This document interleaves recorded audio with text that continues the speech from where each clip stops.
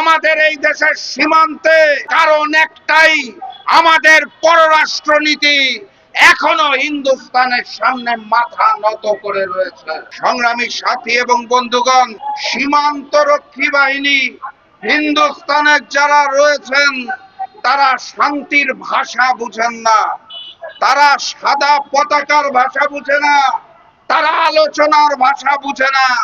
অতএব এভাবে করে সমাধান হবে না, সমাধান একটাই। পাঞ্জাবের জগতে একটি বিশ্বস্ত নাম শাবাব এথনিক ওয়্যার। মাথা উঁচু করে বাঁচতে হবে। ওপার থেকে যদি একটা গুলি আসে তাহলে এপার থেকে পাল্টা দুটো গুলি ছুটতে হবে। সংগ্রামী সাথী এবং বন্ধুগণ, যারা শান্তির ভাষা বুঝে না সেই ভারতীয় সীমান্ত রক্ষী বাহিনী, কসাই মোদির সীমান্ত রক্ষী বাহিনীকে শান্তির ভাষা না বুঝলে গুলির ভাষাতে বুঝাতে হবে।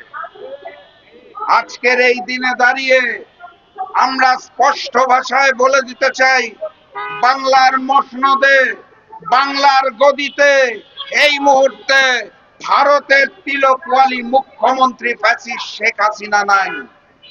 মেরুদণ্ড বিক্রি করাচ্ছে, মাথাকে বিক্রি করাচ্ছে, শহীদ মৃত্যু উত্তম।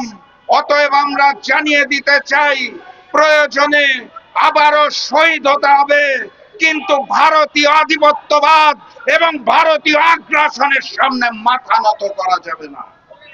আপনারা সবই জানেন এবং বুঝেন, ভারতের একটা ক্রিকেট খেলায় আমাদের দেশের প্লেয়ার মোস্তাফিজকে নেওয়া হয় নাই, কারণ তারা দাবি করেছে বাংলাদেশে নাকি হিন্দুদের উপর অত্যাচার করা হচ্ছে। বাংলাদেশের হিন্দু, মুসলিম, বৌদ্ধ, খ্রিস্টান সকলে মিলেমিশে বসবাস করে, বরং আমরা দেখতে পাই যে ওই হিন্দুস্তানে মুসলমান এবং খ্রিস্টানদের উপর অত্যাচার করা হয়। যারা নিজের দেশে শান্তি স্থাপন করতে পারে না, সাম্যের দেশ করতে পারে না, তারা এসে বলে বাংলাদেশে হিন্দু অত্যাচারের কথা।